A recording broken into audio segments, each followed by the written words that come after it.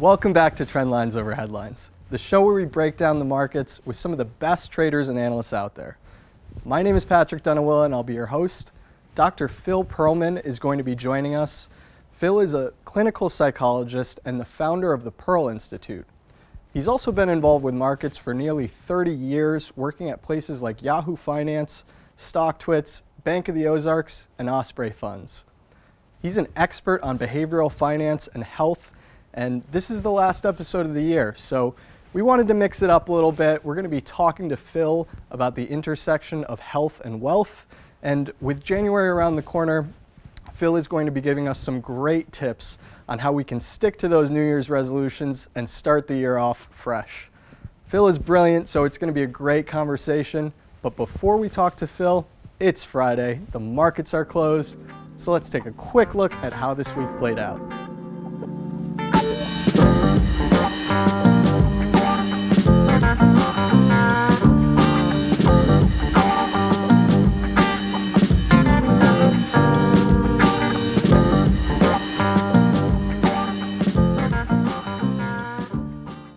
Hey guys, thanks for watching. Just a quick reminder, be sure to click like and subscribe so we can continue bringing you awesome content. Thanks. All right, all four major indices closed lower this week. The Dow led, but it still fell more than 1.5%. The NASDAQ lagged, falling nearly 3%.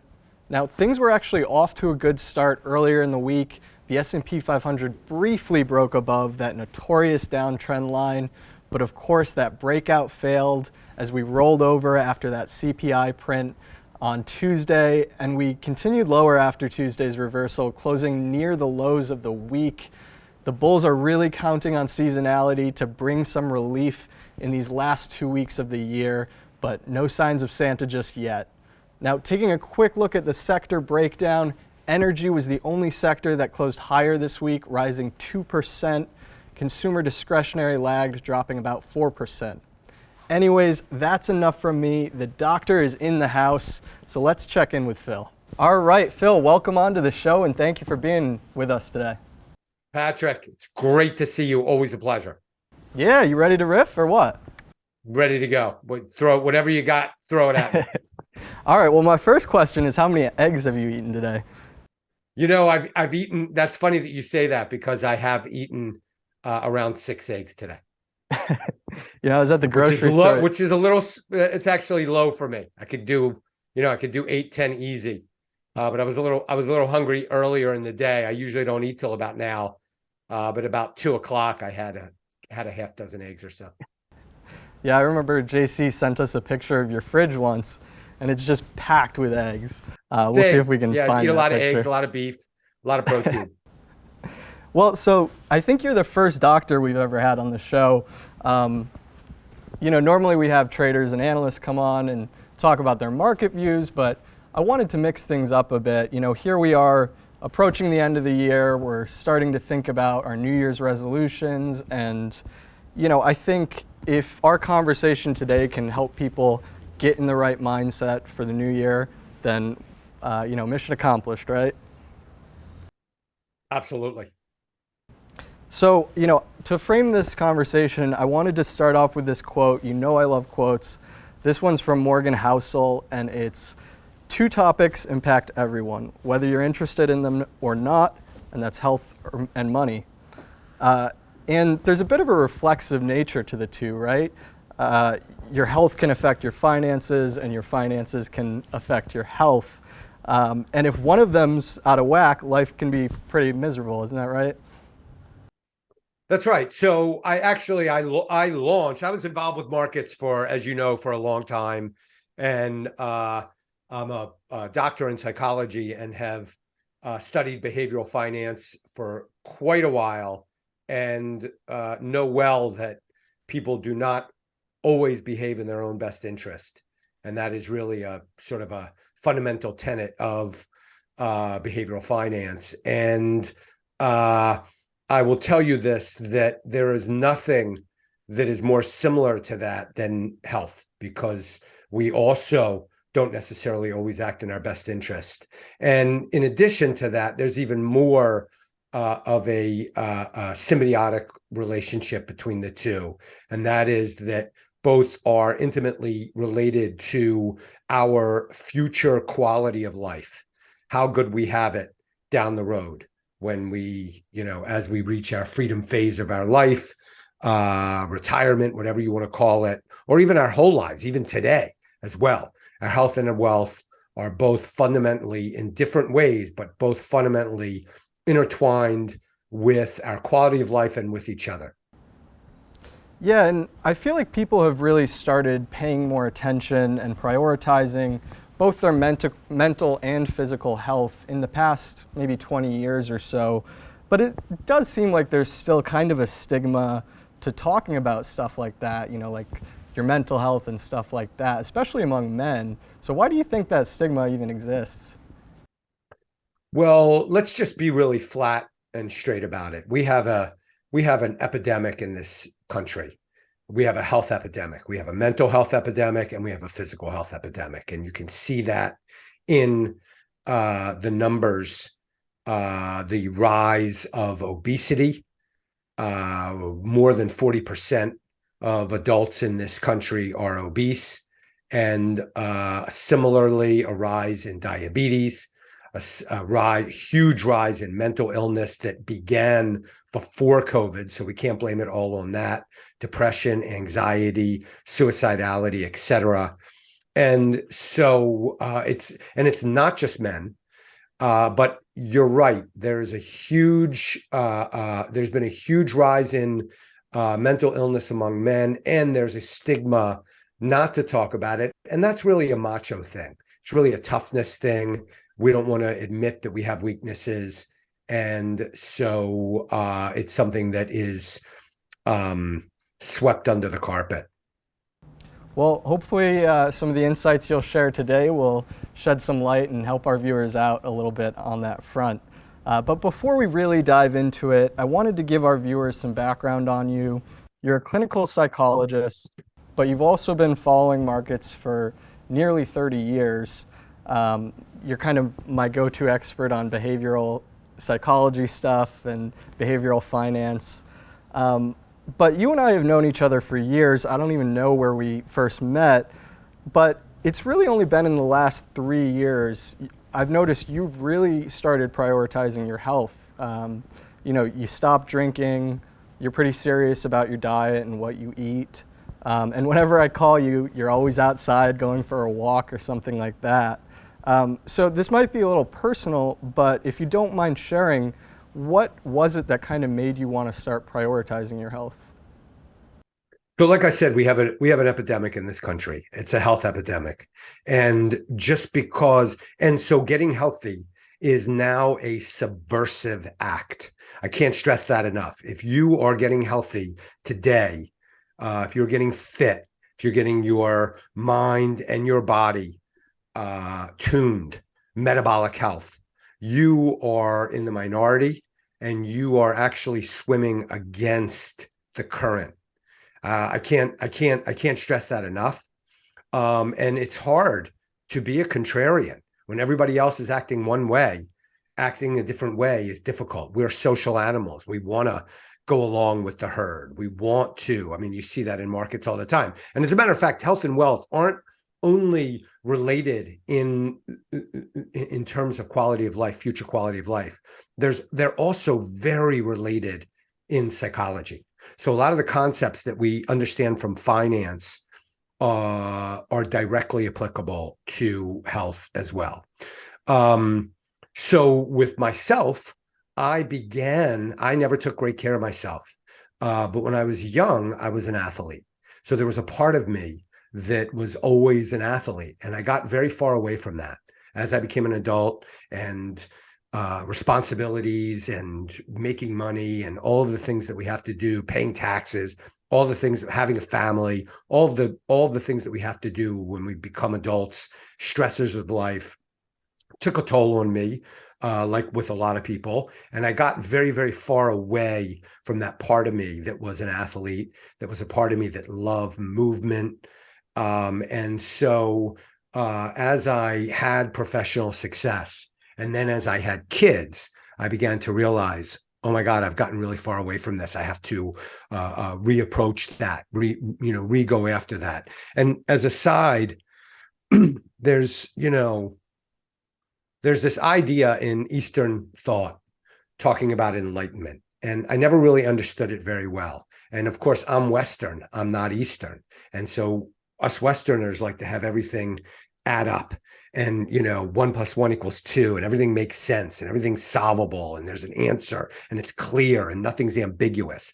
But in Eastern thought, it's less that way. They're much more able to tolerate ambiguity and obscurity.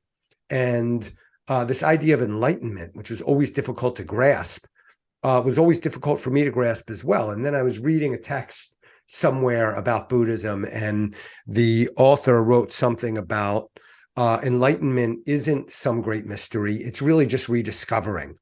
And that hit me really hard. And I was already starting to get healthy by that point. But what really hit me about that was like when I was 11, 12, 13 years old, all I loved to do is run around and play ball.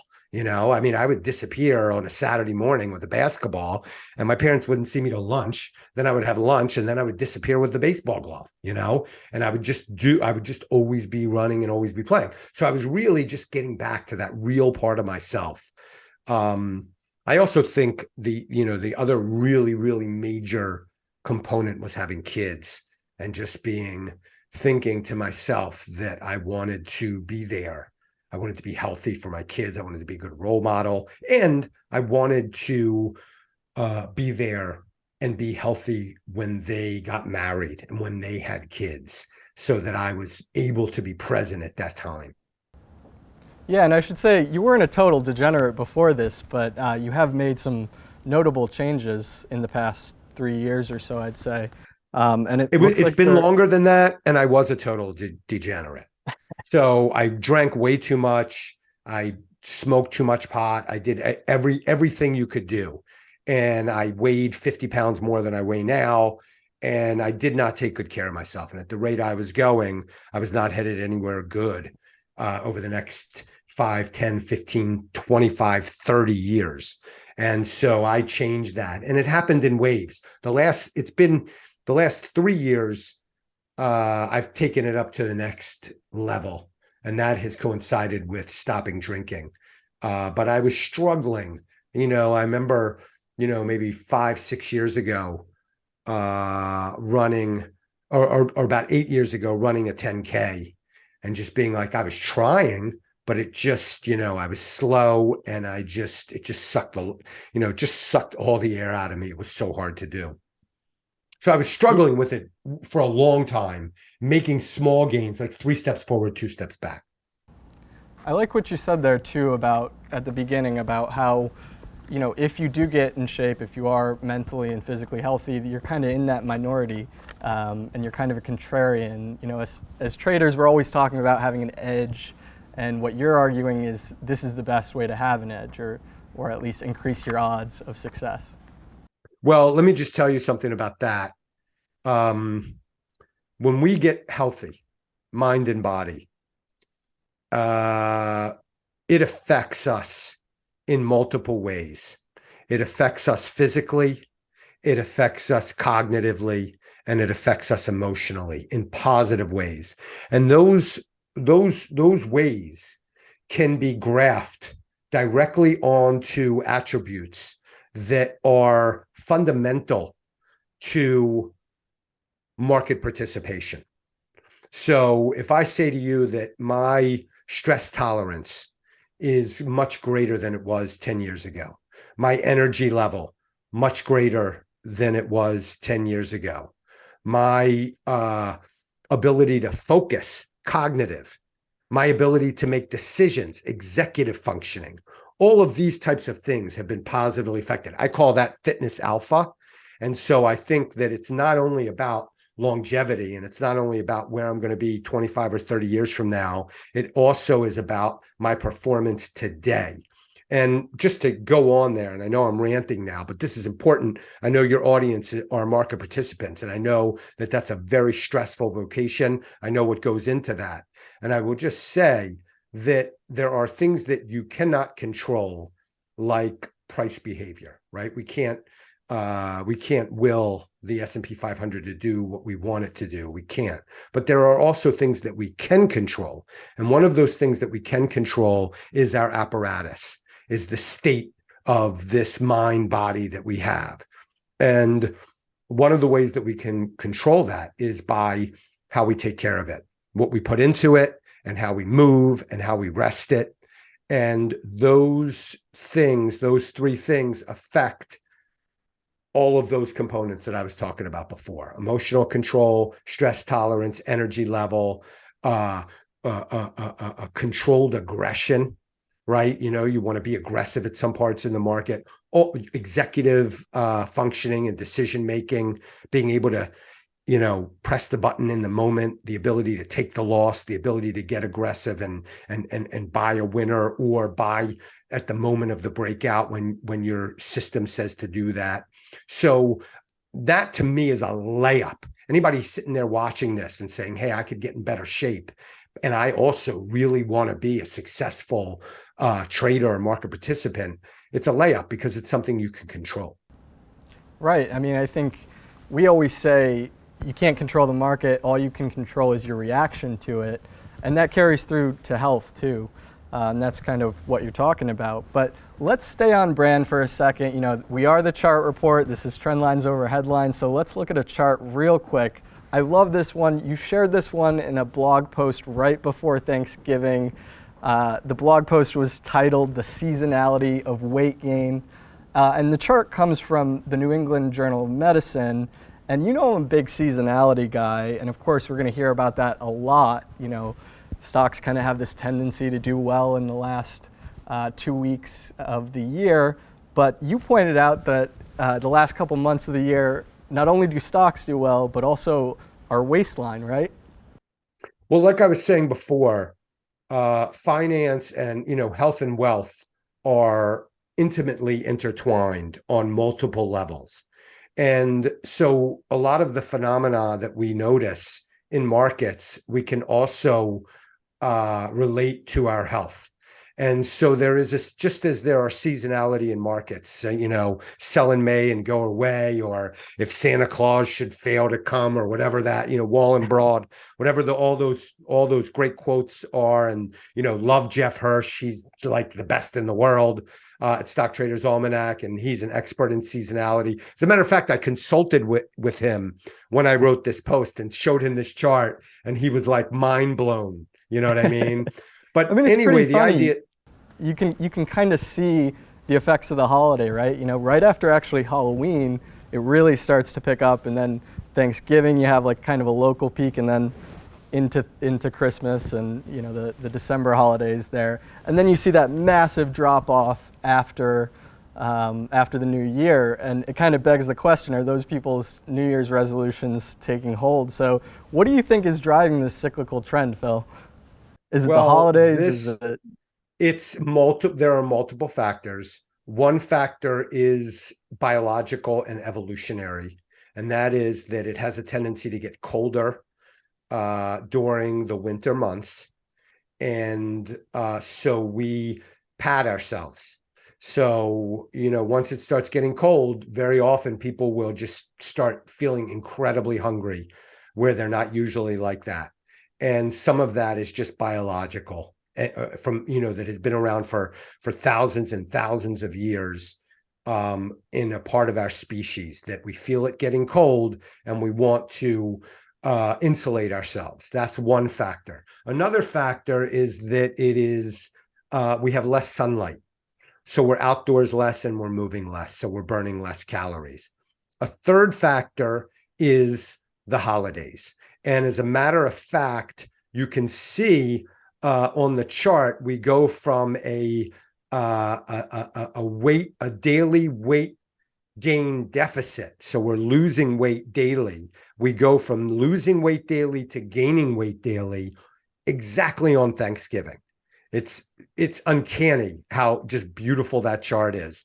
And we eat a lot on Thanksgiving and we eat pie. And then when you have one piece of pie, you have another piece of pie. And then you have another. And then the next day there's leftovers and you're having pie, all of a sudden you're having pie for breakfast or whatever. And that continues and people get loose and people drink and alcohol is empty calories and then they move less. And so, yes, there's a seasonality to weight gain. It is an incredibly robust trend. Certainly better than sell in May and go away. And if you back up the lens a little bit and you think about the obesity epidemic that I mentioned earlier during this broadcast, and you think that adults in the US tend to gain on average 1 to 2 pounds per year, and you were to take out just the holidays, like there's that old saw about, if you are not holding stocks during the single best day of the year for like 10 years, you would have missed out on like 100% or whatever. There's so many, Right. it's crazy statistics.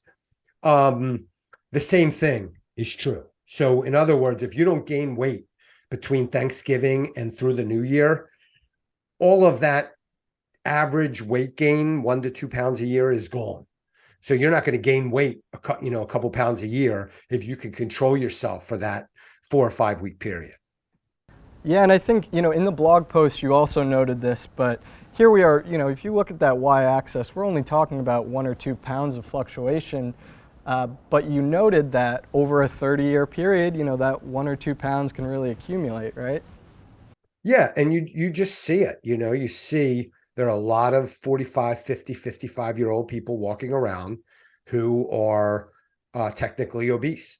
And they didn't get that way necessarily in one day or 1 week or 1 month or 1 year. They got that way slowly over a long period of time, accumulating weight annually, running at a weight surplus is kind of one way to look at it, an annual weight surplus.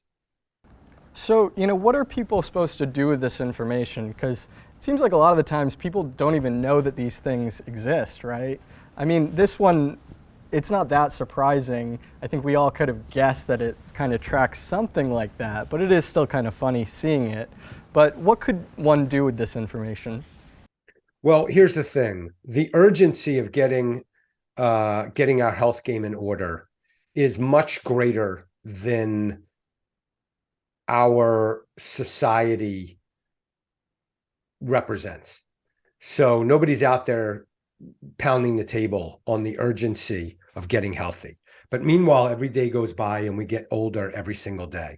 And every day that goes by, the urgency of us getting healthy becomes increasingly important because we only have a finite time on this earth. It's just the reality of life, that our life ends.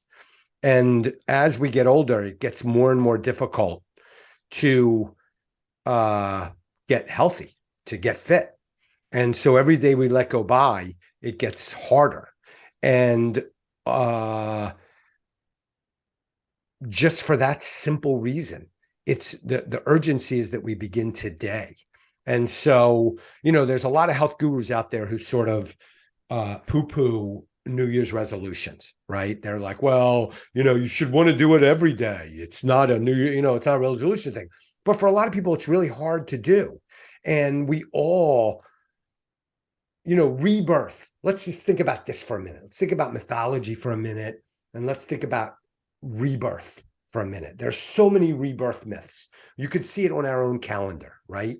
There is Christmas, there is New Year's, there is Easter, there is our birthdays. There are all, and there's the phoenix rises from the ashes. This stuff is archetypal and it is ingrained in our psyche, in our collective unconscious. And the reason for that is that we do try again, fall down 7, get up 8. And so the New Year's is as good a time as any, And so now we are approaching the new year. And that's one of the reasons why I love coming on your program or just being anywhere and having a chance to talk about it, because really my passion is help other people get healthy, because it's going to benefit them today in their performance today. And it's going to benefit, it's going to benefit their present self, and it's going to benefit their future self, because that tomorrow is going to come. 5 years from now is also going to come. As real as today is, 20 years from now is also just as real. It's just not here yet. I like that, and talking about, that sense of urgency, and you brought us right into our next topic, which is, of course, New Year's resolutions. And, here we are, everyone's thinking about it and what they want to improve. And, I was talking to a friend a couple days ago, and I was saying, one thing I want to cut out is I want to pare back on my social media usage. I want to delete Instagram off my phone. And she said, well, why wait till the new year? Why don't you just do it now? And I didn't really know what to say. I was like, I think there's something to, a new calendar year, a fresh start. But is there any science to support that? Or do you think there's anything there, a new week or a new calendar, that kind of clean slate to help you achieve your goal? Yeah, I think it's human. I think it's philosophical. We crave new beginnings. We want to try again. If at first you don't succeed, try again. Fall down 7, get up 8. Easter, even in the new year, it's like the old guy, there's that like father time, and then there's the little baby new year. It's symbolic. That's not by accident. That didn't just happen by accident. Every new year is a chance for us to have a new beginning, and hope springs eternal. And so even if we try one year and we fail, we sign up for a gym membership, we go for January, we hurt our back, we're done by St. Patrick's Day. The next year we try again, we fail again. The next year we try again. And guess what? It sticks. We start getting into a little bit of a groove. We've learned a little bit more over the course of the years. Maybe we find a mentor that is inspiring us, and also is a little bit more realistic. So I think that, it's just human to want to try and have a new beginning. And the new year is really just one of those 4 or 5 critical, pivotal days for that. Nothing more complicated than that. Yeah, and here we have some of the most popular New Year's resolutions from the last year. And you've probably seen stats. I actually tried to look at some stats, but every source is different. But something like, by February, 80% of people have given up their New Year's resolutions. And anecdotally, that sounds right. I mean, how many of us or our friends or family have said, oh, I'm going to do this in the new year, I'm going to eat healthy, and then by February, by March, they're back to their old habits. So why do you think people fail at achieving these New Year's resolutions? And what could you do to kind of put yourself in, to increase the odds that you actually do follow through? Okay, so before we get into that, I just want to plug my newsletter.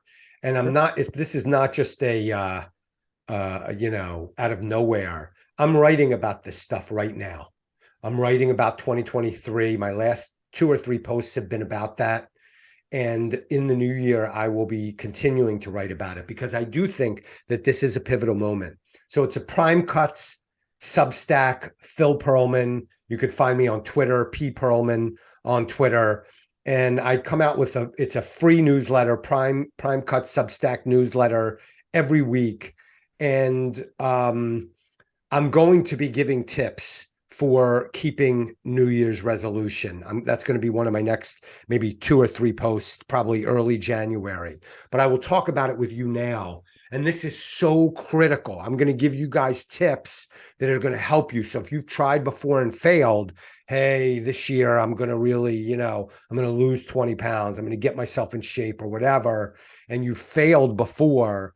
I'm going to give you some really just super money tips. Here's the first one.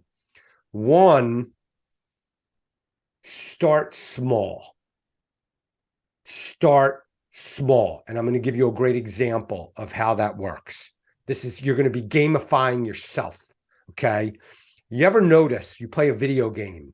Level 1 is always incredibly easy. right? Do you ever notice that? You're playing a video game and level one's just easy. And you're like, what? You get level one so Yeah, it's a easy. And then nice all of a little sudden, confidence boost. it's positive reinforcement. It's gamification. The game makers, they know what they're doing. They're experts in this. And they just want to give you that little feel good boost of success so you continue playing the game. That's why the first level of a game is so easy. You want to do the same thing to yourself. You want to make sure, if you're out of shape, don't go join CrossFit. No, nothing against CrossFit. CrossFit is great, but CrossFit is great for people who are already in shape. Because what you're going to do is you're going to go to CrossFit, you're going to start working out 5 times a week, you're going to start doing all kinds of crazy, squats and shit, and you're going to hurt yourself. You're going to injure yourself, and then you're going to be right back to square one. So what you want to do is you want to set very modest goals to begin. Or if you're kind of a little bit in shape, a little bit higher, but not crazy. So don't say, hey, I'm going to go run a 2.5 hour marathon. And guess what? I'm completely out of shape.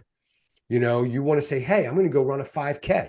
I'm going to run a 5K in 30 minutes. That's a great place to start. And then you go and you search training for a 5K and you learn how to do that. And 30 minutes isn't that fast. That might be something you can manage. Or, hey, I'm going to take walks very often and get myself out into the sunlight in the morning. And you can do that.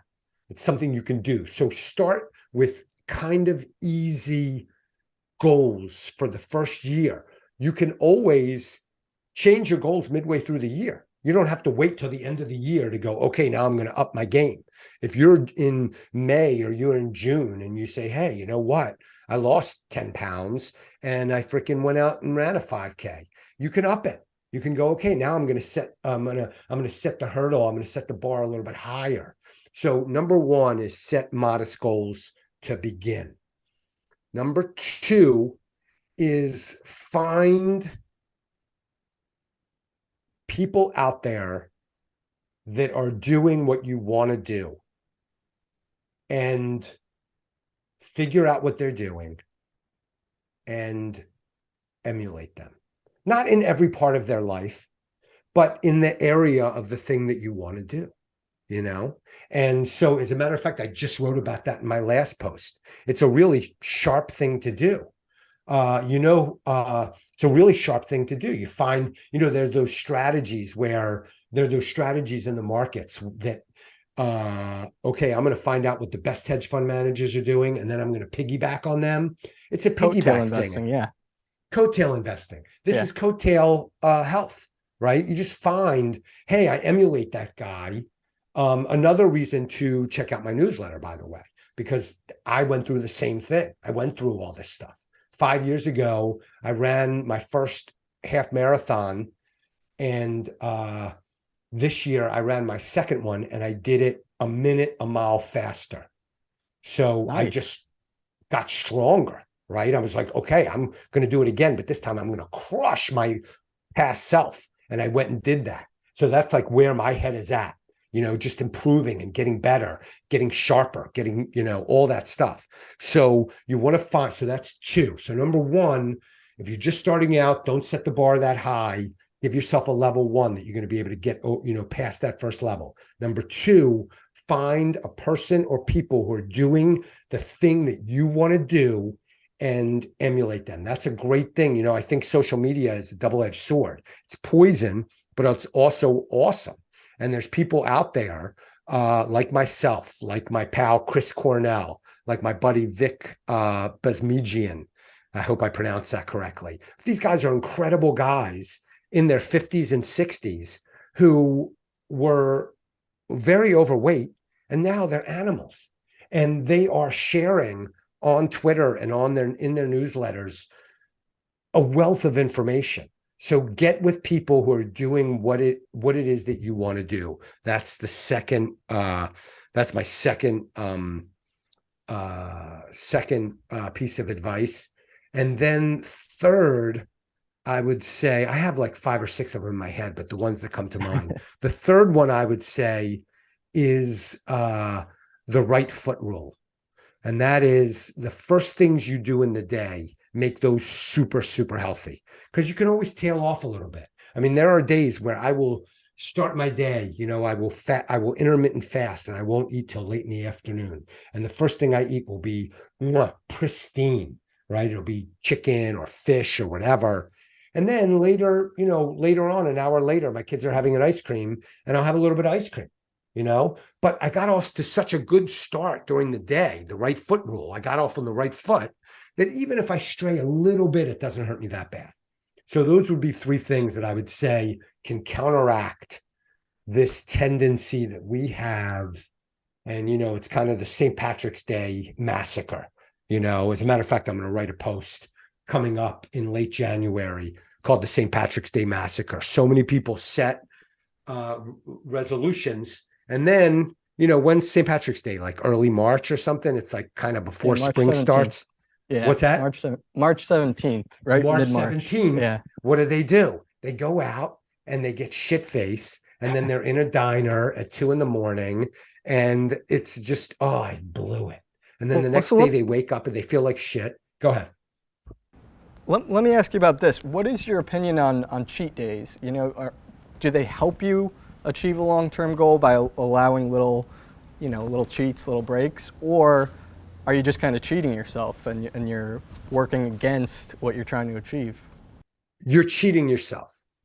And so what you really want to do is you want to become a person who you don't want to like be on a diet or have an exercise routine or do something. You want to become a person that is a healthy person by nature. And we can enact profound personality changes even into our 50s, 60s, and 70s. We're not set. There's this old sort of philosophical tenet, and it's scientific also. I mean, you go back to the early psychiatrists, and they were deterministic, right? And so this idea of what determinism is that child is father to the man. I mean, Freud had these stages of development, and you got stuck in one of those stages, and that's the person you were for the rest of your life. You were stuck there. That's all bullshit, right? We can change. We can rewrite our story. And so what we want to do is we don't want to do things. Hey, I'm going to go do CrossFit, or I'm going to go do Pilates, or I'm going to go do yoga. We want to become, hey, I am a person who I am a yogi, or I am a runner, so you become that person. And then that way it's not a cheat day or not, it's just, hey, I had a little ice cream or whatever. And it's really not about cheating or not cheating. It's about who you are. 99.9% of the time, you're going to live a certain way because that is who you are. It's an I am statement that you make in your head, whether you realize it or not. Yeah, and one thing you've talked about before in relation to, setting or achieving goals is this 3-step thing: preparation, visualization, action. So could you talk a little bit about that? Well, okay. So this is a riff of a psychological model called the trans-theoretical model. I don't want to get all fancy on you, but there's this great model of behavior change called trans-theoretical model, and it's stages of change. It's how we change, right? How do you change? It's one thing for me to just say, hey, hold up a piece of paper and say, here, follow this, go get yourself healthy. And it's another thing for you to understand how we change. Like what I was saying about the first level, make the first level easy. It's a little behaviorism there. Little fancy schmancy shrinkology on you, but that's how we change. We get caught up in the, hey, wow, I did it, I can do it. We believe in ourselves, and then we go to the second level. It's a little bit harder. Then we do that one, and then we feel really great. We go. So that's the processes of change. So what these guys who built this model said was that we have to prepare. We have to get prepared. We have to get psyched up. It's like the boxer before the fight, and he's there. Getting really, really pumped for it or whatever, or, football players before the game getting themselves psyched up. That's really what the preparation is, right? Then the visualization here's the thing about visualization. This is really important. And so I want to talk about it like sort of independently.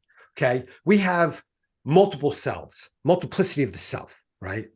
And we have this one self that is the present self. That is us talking now, today, at this moment. We have another self that I actually alluded to earlier, that is the future self, right? This is our future. This could be a year from now self. This could be 5 years from now self. This could be 10 years from now self. Humans have a tendency to devalue that future self, and they have a tendency to overvalue our present self. And there's a reason for that, because emotionally we're in now, right? I mean, if it's cold, we're shivering now. We're not shivering 10 years from now. If we're hungry now.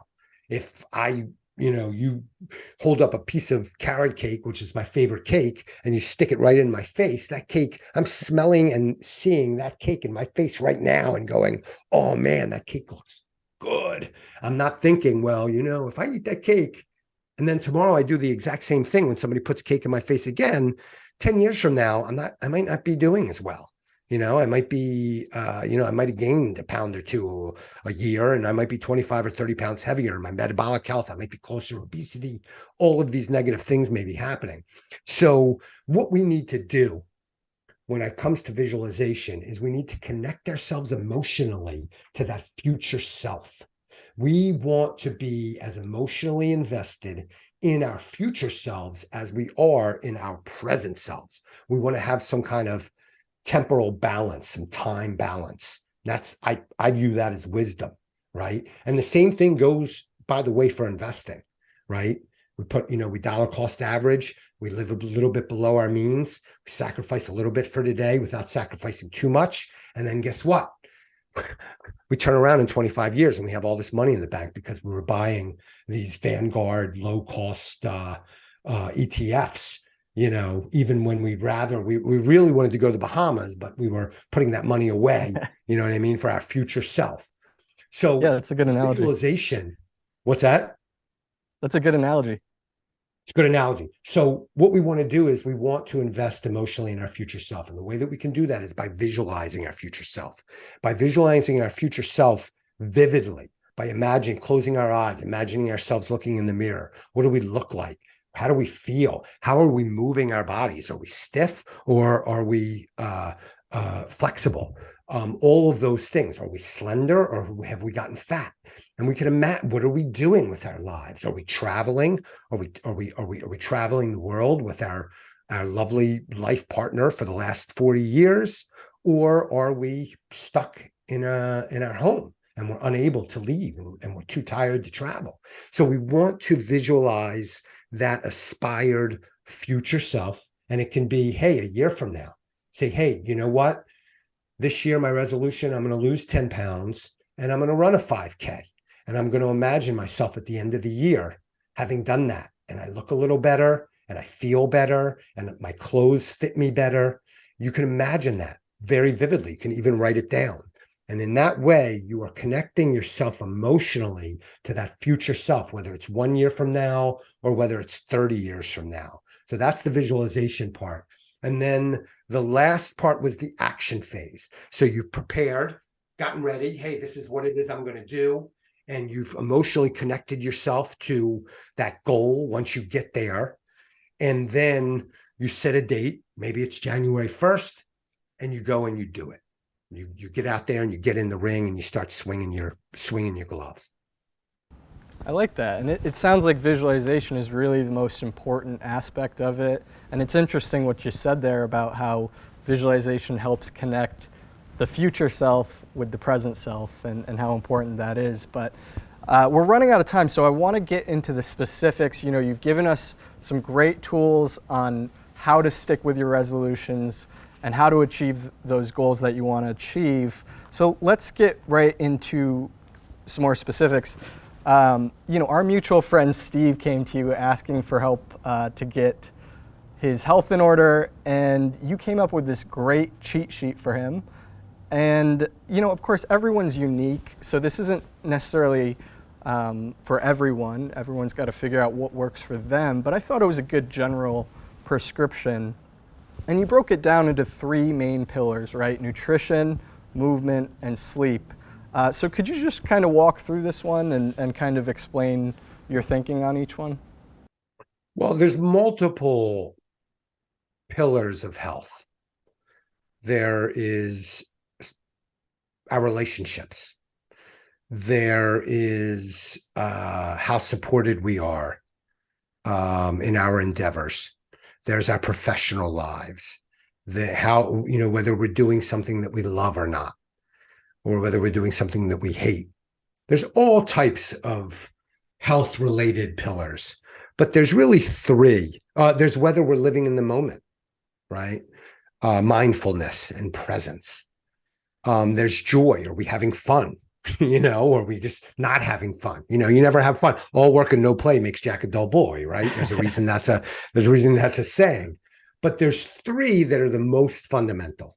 So if I was going to create a cheat sheet and get something on one page, and I had to pick only three components, three domains that are the most important out of all of them, and as a matter of fact, the ones that we can't survive without. So these are fundamental. If you think about it for a second, these are all three fundamental to our survival. They would be nutrition, which is the fuel that we put in our body. And people don't often think about that. They're just like, okay, stuffing my face with whatever. So our nutrition is one. Two is sleep and rest. We need to do that to recuperate our mind and bodies after a long day and action and stress, all of those things. And movement. We're bipeds, we walk, right? It's a fundamental. We need to be able to move, to do anything, to hunt, to gather, to reproduce, anything that we want to do, to live, we have to be able to move. So those are the three fundamental components. So I stuck to nutrition, what we put in the only body we ever get, by the way. Like when this thing's done, doesn't matter how much money you have in the bank. When it's done, you're done. So what we fuel this only body we ever get with, sleep, super high priority, and three, movement. So I can take you through these if you want me to and get a little bit more specific on each one. Yeah, sure, real quick. Okay, really quick. From a nutrition point of view, you want to stay away from all of the processed garbage that the multinational food conglomerates sell you 7 days a week, 24 hours a day on your television. Doritos commercials during the Super Bowl. It's all a facade. It's all garbage. Muffins for breakfast, crapola. Anything that comes in a box, Frosted Flakes is poison. You want to stay away from any of that. The more ingredients a food has, the worse it is. What you want to go with is whole foods that are one ingredient. And you want that one ingredient to have a lot of protein, to be protein packed. So that includes beef, eggs, fish, poultry, cheese, milk. Did I say eggs? Just stressing. Eggs are awesome. Eggs are so maligned. It's insane. They're packed with health. And did they pay you to say this? The egg lobby or something? Nobody's paying. There's no egg industry. There's no egg council. There is an egg council, but I'm not a sponsor. I'm not being sponsored by the egg council. So that's what you want to put in your body. You want to avoid anything with sugar in it, cakes. You want to avoid things that come in a box. You want to avoid high carbohydrate foods like breads and pastas and rice. And you want to focus on high protein foods. You want to eat not too close to going to bed. You don't want to eat before you go to bed because your body has to work to digest. So you want to stop eating around 7 o'clock at night so your body has time to digest. And when you go to bed, you are actually resting. You're not working. Your body has a chance to be able to cool down. Your body likes to be cooler when it's sleeping. Your body temperature goes down. And if it's working to digest a big meal, it's running hot. You're actually working. Yeah, I've always wondered about that one because you hear that a lot, but I never knew the specifics, so that's interesting. Yeah, so you don't, so right. So there's an eating window, 11 to 7. I just put a post on, it's primecuts.substack.com, the cheat sheet. So that's the eating stuff. And then the movement stuff. You want to walk every day, almost every day. We're bipeds, we walk. It's the most fundamental type of movement that there is. And then we want to add other things to that. We might want to get some resistance training a couple times a week. And again, start very modestly if you're not doing it. Start with a few push-ups a couple times a week, and then start building up. You can add pull-ups, which are hard. You can add body squats, where you just basically go down and come up, and you can add shoulder presses, military presses, they used to call them back in the day. That's some movement stuff. Oh, and if you get a run and a schwitz in once or twice a week, that's great too. Go out and do a little running. You can do slow runs are great. Slow runs happen to be great for you. Like that's like a crazy thing, but they happen to be great for you. So you don't have to burn yourself out with that either. That's number two. And then sleep. I can't stress enough how important sleep is. I was always, especially when I was drinking, I was a terrible sleeper, and now I've gotten much better. And Yeah, along those lines, this is the one I need to work on the most. it's really hard. We have, we get into really bad behavioral patterns when we're young because we can get away with it. So when we're in college, we keep these horrible hours, and that becomes a pattern. Because when you're young, you could sleep for 2 hours and wake up the next morning at 8 o'clock and take your test, and your body doesn't care because you're freaking 19, and you're running. Your body's just going; it doesn't care. But what you're doing there is you're setting these habits that are bad habits that then in our 30s and our 40s and our 50s we have to get rid of. So that's what's going on right there. And so what I would recommend there is that you don't eat late at night, that when you wake up in the morning, you get yourself outside and you get a little bit of sun if you can. That resets your circadian rhythm.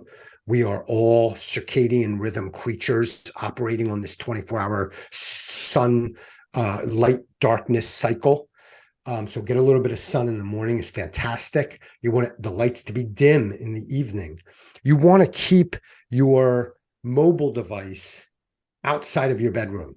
This light coming at you is terrible for you in the middle of the night or even at 10 o'clock at night. So just don't bring it into your bedroom with you. That will be a hard one for some people. Phone addiction is real. Those are my recommendations. You can definitely check out the cheat sheet. I put it up.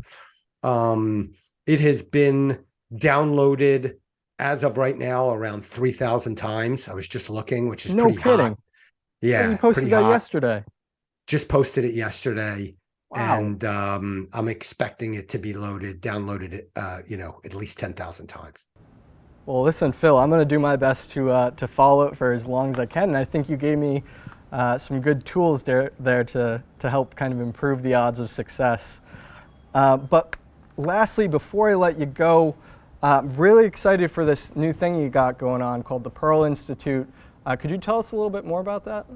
Yeah, so the Pearl Institute is focused on this convergence of wealth and health planning. And so there is a huge industry around financial planning, health, wealth planning, retirement planning that is all focused on financial well-being. And we are, while at the same time, we're neglecting health planning, long-term health planning, and our physical, spiritual, and mental well-being. So my belief is that those are going to converge. I'm ahead of the curve.